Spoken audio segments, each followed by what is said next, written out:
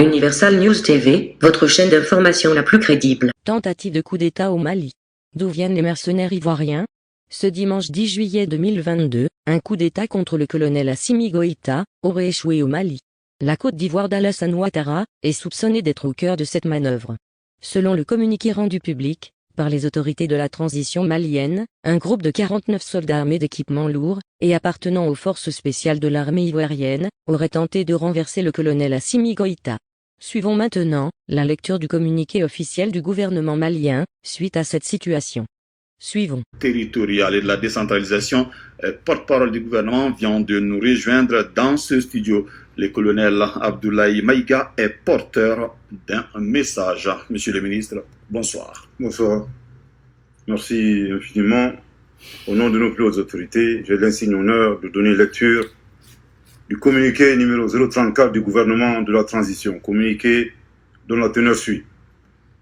Le gouvernement de la transition informe l'opinion nationale et internationale que le dimanche 10 juillet 2022, entre 11h et 13h, deux aéronefs immatriculés ZS-BBI, Zulu Sierra Bravo Bravo India et UR-CTH, uniforme Romeo Charlie Tango Hotel, en provenance de la République de Côte d'Ivoire, transportant 49 militaires ivoiriens avec leurs armements et munitions de guerre, ainsi que d'autres équipements militaires, ont atterri à l'aéroport international président Modibo Keïta, Sénou.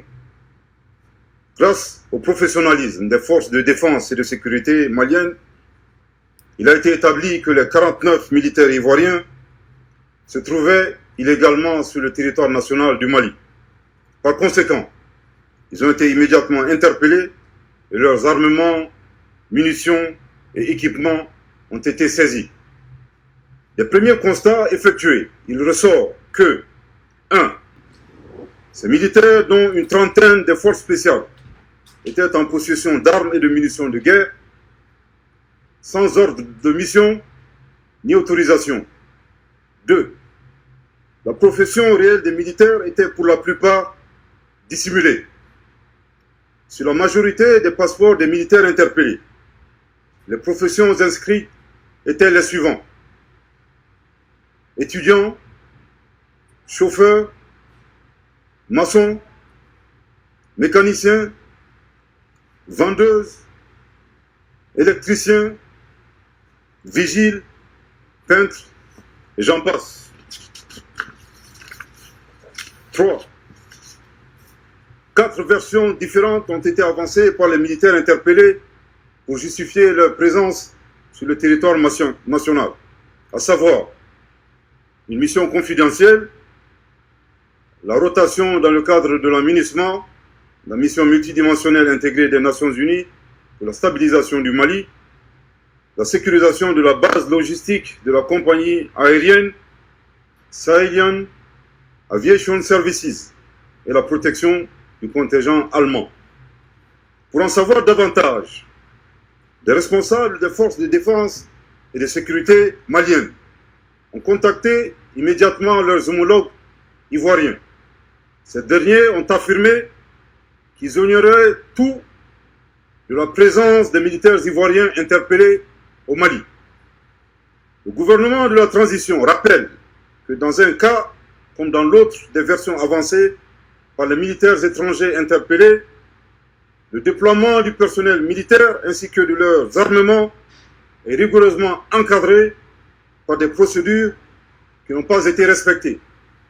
En outre, interrogée par les autorités maliennes, la MINUSMA a indiqué qu'elle n'avait pas de rotation prévue le 10 juillet 2022. Le gouvernement de la transition, après une analyse des faits et sans préjuger de la suite qui sera réservée à cette affaire par les autorités judiciaires, a relevé les manquements et infractions suivants. 1. La non-information du ministère des Affaires étrangères et de la coopération internationale par les canaux officiels au sujet d'un déploiement de militaires ivoiriens. 2. La violation flagrante des dispositions de l'article 38 du Code pénal malien incriminant les atteintes à la sûreté extérieure de l'État, dont l'atteinte à l'intégrité du territoire. 3. La violation de la législation relative à l'aviation civile qui dispose que 3.1. Tous les vols ont l'obligation de produire le manifeste passager et le manifeste cargo avant le décollage. 3.2. Le manifeste doit faire ressortir l'identification de l'ensemble des passagers de chaque vol. 4. La violation des dispositions concernant la conduite en douane d'une part et d'autre part de celles régissant le régime d'importation temporaire prévu par les dispositions des articles 112, 113, 269, 270 et 273 de la loi 2022-013 du 23 juin 2022 portant code des douanes de la République du Mali. Au regard de ces manquements et infractions commis dans le cadre du déploiement de ces 49 militaires ivoiriens, le gouvernement de la transition les considère comme des mercenaires, tels que définis par la Convention de l'OUA sur l'élimination du mercenariat en Afrique.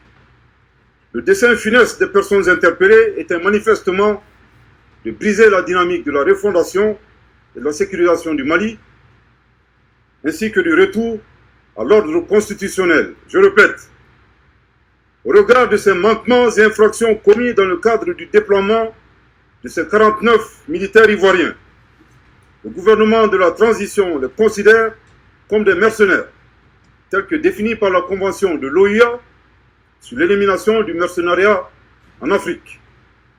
Le dessein funeste des personnes interpellées était manifestement de briser la dynamique de la refondation et de la sécurisation du Mali, ainsi que du retour à l'ordre constitutionnel. Je répète pour une dernière fois, au regard de ces manquements et infractions commis dans le cadre du déploiement de ces 49 militaires ivoiriens, le gouvernement de la transition les considère comme des mercenaires, tels que définis par la Convention de l'OUA sur l'élimination du mercenariat en Afrique.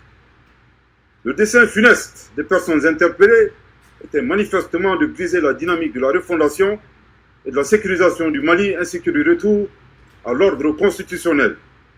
En réponse à cet incident, le gouvernement de la transition a décidé de 1. Mettre fin avec effet immédiat à l'activité de protection de la compagnie aérienne Sahelien Aviation Services par des forces étrangères et exiger leur départ immédiat du territoire malien. 2.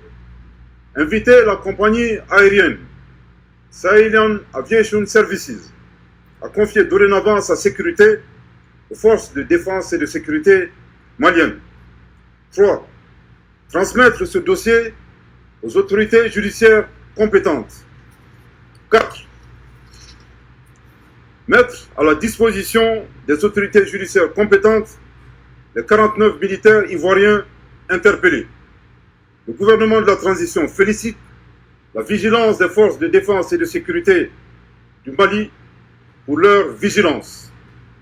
Compte tenu des menaces et des risques, le gouvernement de la transition s'est compté sur la collaboration de la population et l'exhorte à signaler aux forces de défense et de sécurité tout fait suspect digne d'intérêt. Le gouvernement de la transition, soucieux de la préservation des relations séculaires entre le peuple malien et le peuple ivoirien, est solidaire des autorités ivoiriennes, certainement troublées par la présence illégale des 49 militaires ivoiriens au Mali, à l'insu et sans l'autorisation valable des autorités ivoiriennes. Le gouvernement de la transition voudrait également compter sur la coopération avec la République sœur de Côte d'Ivoire afin que toute la lumière soit faite sur cette affaire. Que Dieu bénisse le Mali. En rappel, le porte-parole du gouvernement malien de transition avait annoncé, le lundi 16 mai 2022, qu'un coup d'État avait été déjoué par les autorités maliennes de transition. Pour Bamako, les hommes qui avaient tenté ce putsch étaient soutenus par un État occidental. Ici, Christine Muriel, pour Universal News TV. Merci de suivre Universal News TV sur YouTube. Nous vous rassurons que les informations que nous diffusons au quotidien sont suffisamment crédibles. Alors, n'hésitez pas à liker la vidéo si elle vous plaît, et si vous êtes nouveau sur la chaîne, n'oubliez pas de vous abonner et d'activer la cloche de notification pour ne pas rater nos prochaines vidéos.